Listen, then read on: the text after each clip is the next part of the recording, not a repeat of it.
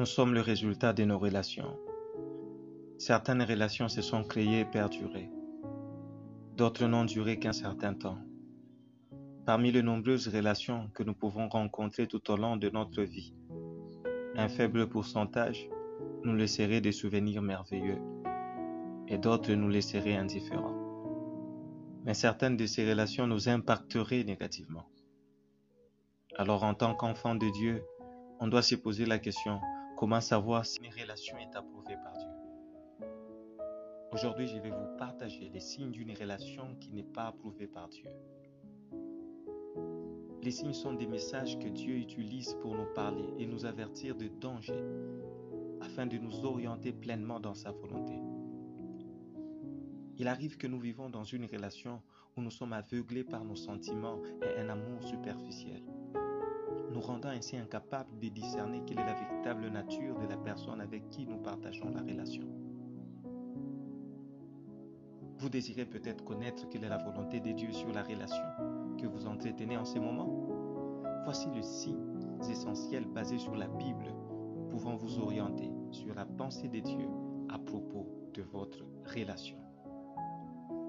Signe numéro 1. Si votre relation affecte votre relation avec Dieu de manière négative. Cette vérité est importante lorsque vous désirez entrer dans une relation quelconque. Vous connaîtrez si c'est Dieu qui est derrière votre relation ou si c'est l'ennemi qui est derrière celle-ci, en se basant sur la manière que celle-ci affecte votre connexion à Christ. Quel est l'impact de votre relation sur votre vie spirituelle? Cela vous indiquera si Dieu ou Satan est derrière celle-ci. Ésaïe 43, 21 dit « Le peuple que je me suis formé racontera ma louange ». Sachez-le, vous êtes créés pour proclamer la louange de Dieu. Et la première étape pour accomplir cela est d'avoir une relation personnelle avec Dieu. Sans relation avec Dieu, il est difficile de lui être agréable. Car c'est seulement en ayant une vie basée sur la relation avec Dieu que vous pouvez connaître réellement sa volonté et comment l'accomplir. Donc, c'est essentiel et vital d'observer comment votre relation avec telle personne affecte votre vie avec le Seigneur. Lorsque vous devenez proche d'une personne et que vous commencez à vous sentir loin de Dieu à cause de cette personne, cela est un indicateur que Dieu n'est pas dans cette relation.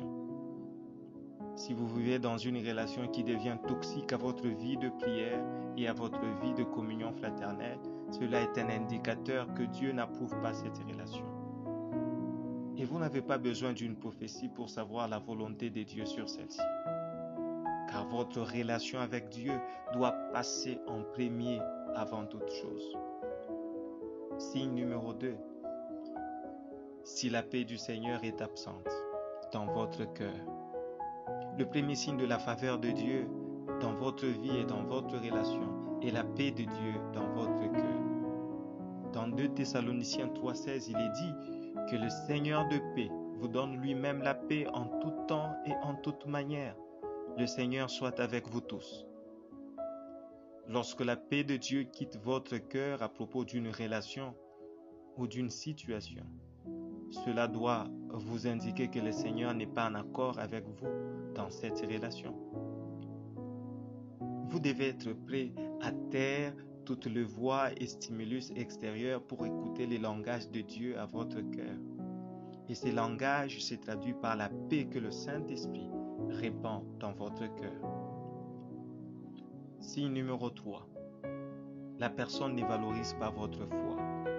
Beaucoup de jeunes se sont piégés par le sentiment qu'ils peuvent entrer dans une relation pour être sauveurs d'une personne qui n'est pas chrétienne. Attention, on ne peut pas utiliser une relation pour évangéliser une personne à Christ.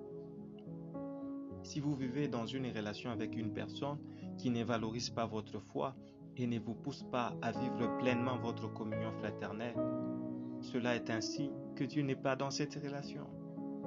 Quand vous voulez vous consacrer à la vie de prière ou aller à l'église, la personne vous dissuade à ne pas le faire sous prétexte que vous devez passer plus de temps avec elle.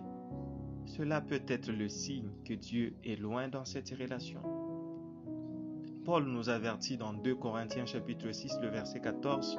Il dit, ne vous mettez pas sous un même joug avec les infidèles, car qu'y a-t-il de commun entre la justice et l'iniquité? Et quelle union y a-t-il entre la lumière et les ténèbres? Si, numéro 4. Si la personne devient plus importante que Dieu. Comment savoir qu'une personne est devenue plus importante que Dieu dans votre vie? Si vous désirez passer plus de temps avec elle qu'avec Dieu, vous vous sentez à l'aise avec cette personne qu'être dans la présence de Dieu. Est-ce que cette personne a-t-elle pris plus de place dans votre cœur que vous n'arrivez plus à prier, à méditer, qu'à chatter avec elle? L'heure de vos rencontres et de vos rendez-vous a remplacé l'heure de culte. Exode 23 dit, tu n'auras point d'autre Dieu devant ma face. Et la plupart des gens peuvent affirmer qu'ils aiment Dieu plus que toute autre chose ou plus que toute autre personne. Mais votre amour pour Dieu est prouvé par la valeur que vous lui accordez.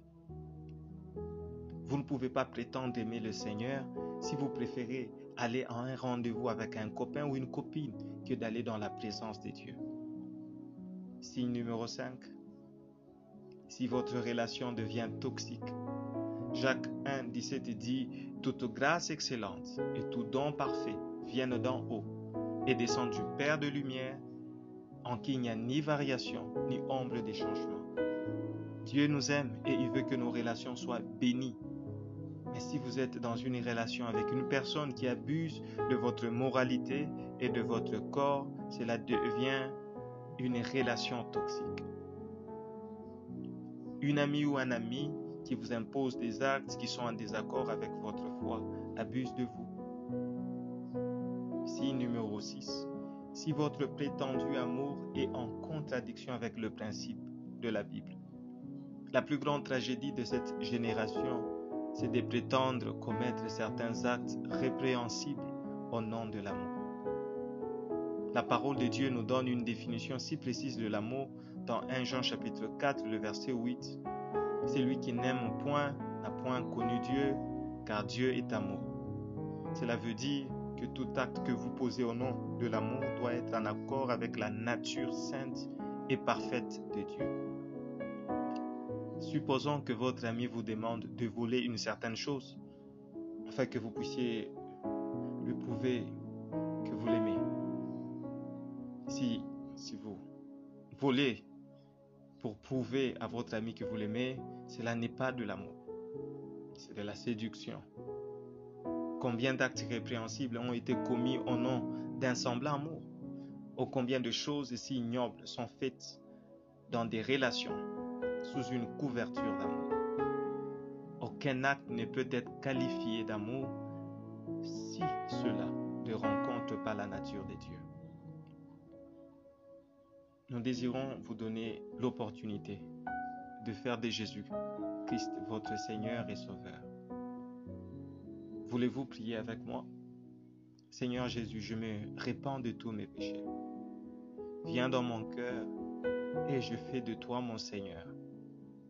Nous croyons par cette simple prière que vous êtes né de nouveau.